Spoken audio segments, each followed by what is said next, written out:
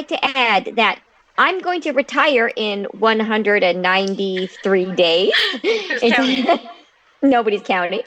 And when I retire, I'm just going to say that I am not going to suddenly start ticking the box that says I retired.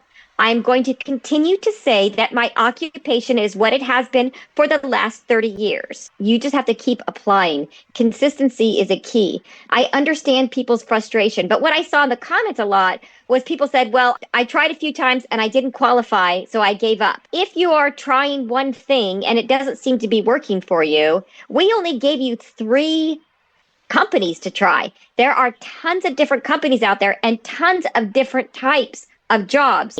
I do all kinds of things that don't involve those 3 jobs I gave you. Yeah. So consistency is key. Finding what works for you is key. I don't qualify for every screener that I apply for. It could be my age. It could be because I have a 10-year-old child, but they're only looking for people who have, 8 and under children. So not everybody's going to qualify for everything. I said this in my last video, and I think it's really important.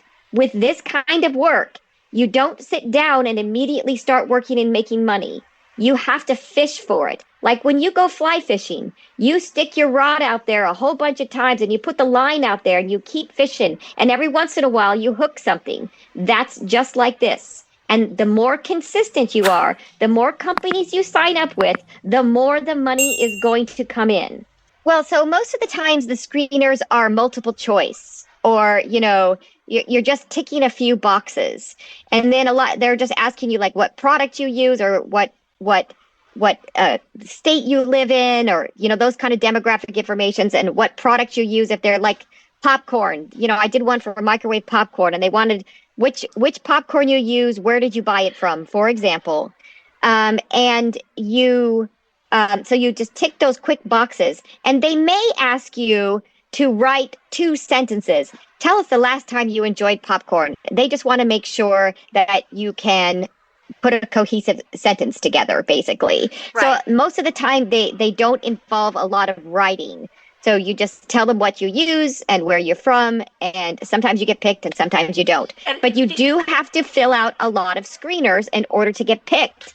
I would say, okay, for user testing, I would say I would fill out, and user testing on usertesting.com, for example, I may fill out 10 or 15 or even 20 screeners, but each one only takes less than 30 seconds.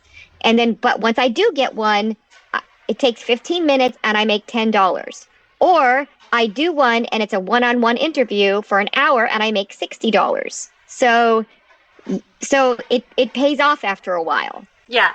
And you were saying before, you don't make money necessarily the kind of money that you're making right away. You have to build up to it. Is that right?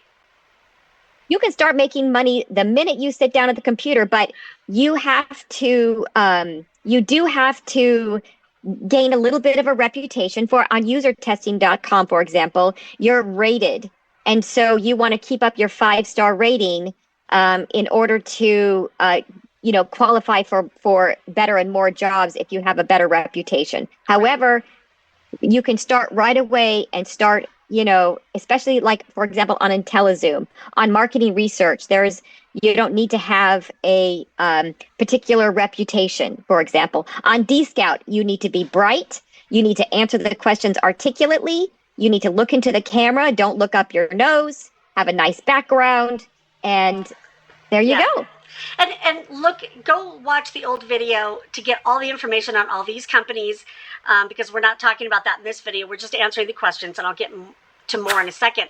But we had lots of people write us that had jumped in and had already made money after watching the video. And I'm getting information that my signal is low, so probably my lips don't match my face right now, but we're going to keep it moving. The next most common question was about taxes.